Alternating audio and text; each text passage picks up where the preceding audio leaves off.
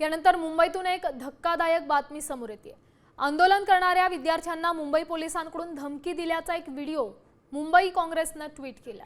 पोलिसांच्या गाडीत असलेल्या आंदोलक मुलांना पुन्हा या ठिकाणी दिसाल तर खिशात 50-50 ग्रॅम पावडर टाकेन, तुमचं पूर्ण आयुष्य वाया जाईल आणि जामीनही मिळणार नाही असं या व्हिडिओत पोलीस म्हणताना दिसतात। या व्हिडिओची साम टीव्ही पुष्टी करत नाही आणि या संदर्भात पोलिसांकडून कुठलीही प्रतिक्रिया आलेली नाही।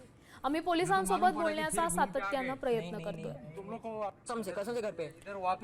दरम्यान हा व्हायरल होत असलेला व्हिडिओ ऐकूयात। इधर वापिस अगर किधर मिला नहीं तो फिर मेरे साथ बेकार आदमी नहीं, बिल्कुल नहीं, बिल्कुल नहीं। मैं डायरेक्ट 50-50 ग्राम पाउडर डाल देगा कि जेब में। अरे नहीं नहीं हाँ, फिर गया क्या जिंदगी गया।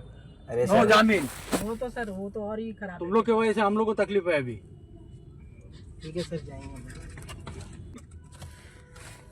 मैं तो मालूम पड़ा कि फिर घूम के आ गए। नहीं नहीं नहीं, तुम लोग को कसम से घर पे इधर वापिस अगर किधर मिला नहीं नहीं नहीं तो नहीं फिर मेरे साथ बेकार आदमी नहीं, बिल्कुल नहीं, बिल्कुल नहीं। मैं डायरेक्ट 50-50 ग्राम पाउडर। दरम्यान या व्हायरल होत असलेल्या व्हिडिओची पुष्टी साम टीव्ही करत नाही।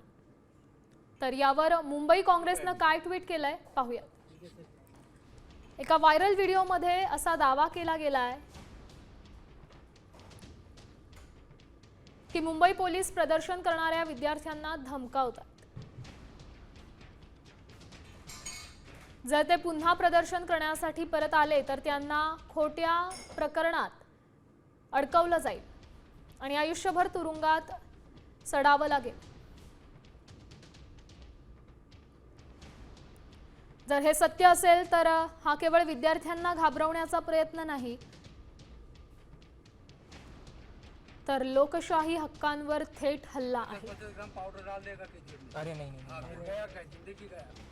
नो जामीन। आपला आवाज उठवणं हा गुन्हा नाही। हम लोग को तकलीफ है अभी। विद्यार्थ्यांच्या प्रश्नांची उत्तरं मालूम पड़ा कि फिर धमक्यांनी नाही तर उत्तरदायित्वाने दिली पाहिजेत।